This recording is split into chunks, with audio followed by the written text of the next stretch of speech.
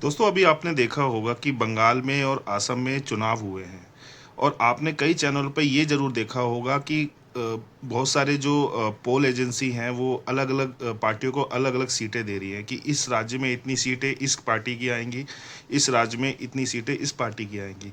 कोई पोल एजेंसी हैं जो बता रही हैं कि इस राज्य में इसकी सरकार बन रही है, इस राज्य में इसकी सरकार बन रही है। तो एक दिमाग में ज़रूर आता है कि यार ये जो एजेंसी हैं ये कैसे कैलकुलेट करती हैं कि किस स्टेट में किस राज्य को कितनी सीटें मिल रही हैं। तो आइए ये वीडियो आज इसी के बारे में हम जानते हैं कि किस तरह से एग्जिट पोल कैलकुलेट किया जाता है।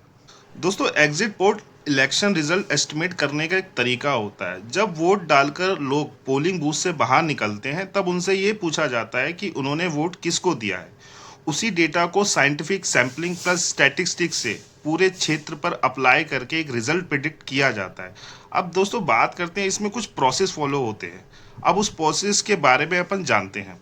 तो पहला है इसमें बूथ सिलेक्शन या सैंपल बूथ को चुनना।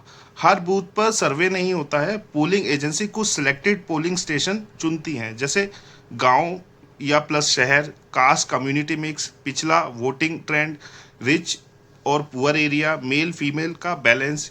यानी ऐसा सैंपल चुना जाता है जो पूरे कंस्टिट्यूएंट या स्टेट को रिप्रेजेंट कर सके। दोस्तों उसके बाद होता है वोटर से सवाल।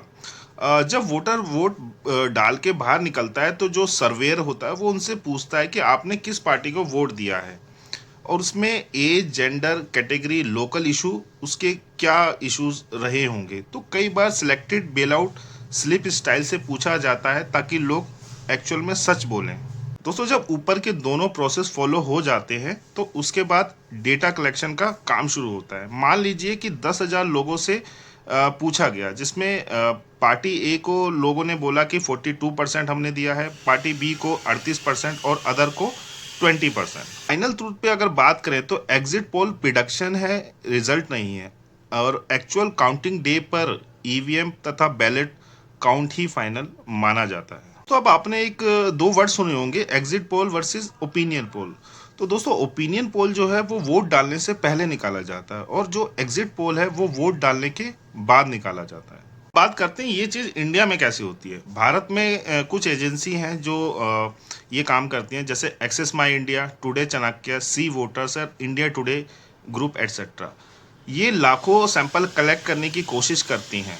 दोस्तों कभी कभार एग्जिट पोल गलत भी हो जाते हैं। अब उसके पीछे भी कुछ रीज़न है, जैसे लोग झूठ बोल देते हैं और कुछ वोटर बताते ही नहीं है कि उन्होंने किसको वोट दिया है।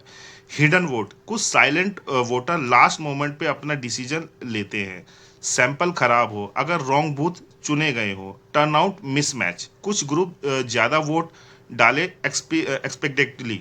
रीजनल स्विंग्स, एक डिस्ट्रिक्ट में वेव हो और दूसरी में नहीं।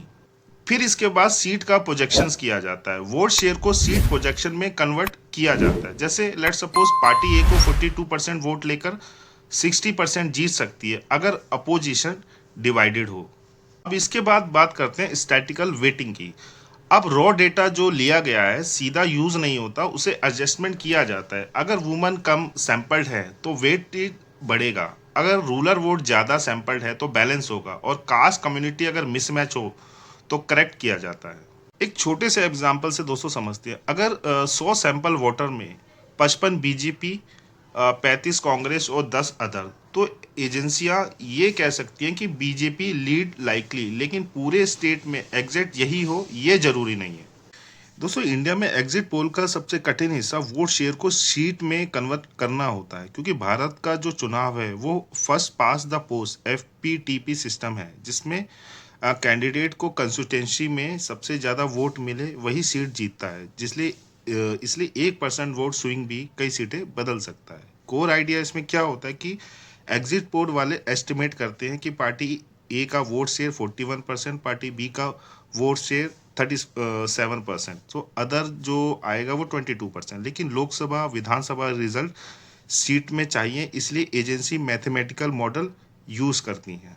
दोस्तों अब एग्जिट पोल निकालने के लिए कुछ मैथमेटिकल मॉडल यूज़ होते हैं इंडिया में, आइए उनके बारे में बात करते हैं।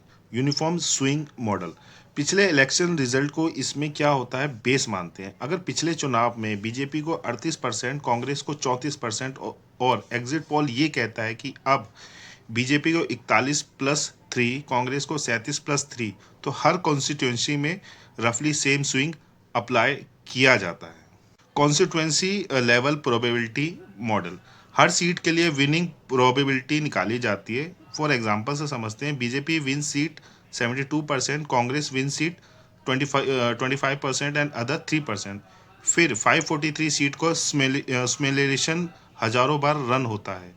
अगर बीजेपी एवरेज 29 सीट जीतती है तो स्पेकुलेशन में प्रोजेक्शन 298 प्लस माइनस रहता है। बात करते हैं तीसरे मेथड की, strike rate method.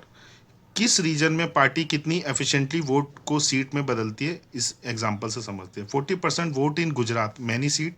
40% vote in Tamil Nadu, fear seat. Alliance matter करता है यहाँ पर। दोस्तों, 2024 लोकसभा चुनाव में एग्जिट पोल पूरी तरह से गलत नहीं थे, क्योंकि उन्होंने यही पकड़ा था कि एनडीए सरकार तो बनाएगा ही बनाएगा, लेकिन वे गणितीय यानी मैथमेटिकल रूप से बहुत गलत थे, क्योंकि सीटों का अनुमान काफ़ी ज़्यादा दिखाया गया था। क्या अनुमान था और क्या रिजल्ट आया? अधिकांश एग्जिट पोल ने एनडीए को 350 से 380 सीटें बताई, कुछ ने 400 प्लस तक कहा। असल रिजल्ट क्या आया? एनडीए 293। इंडिया ब्लॉक अपेक्षा से कहीं बेहतर उन्होंने प्रदर्शन किया, यानी दिशा सही थी, लेकिन सीट कन्वर्जन मॉडल फेल हो गया था।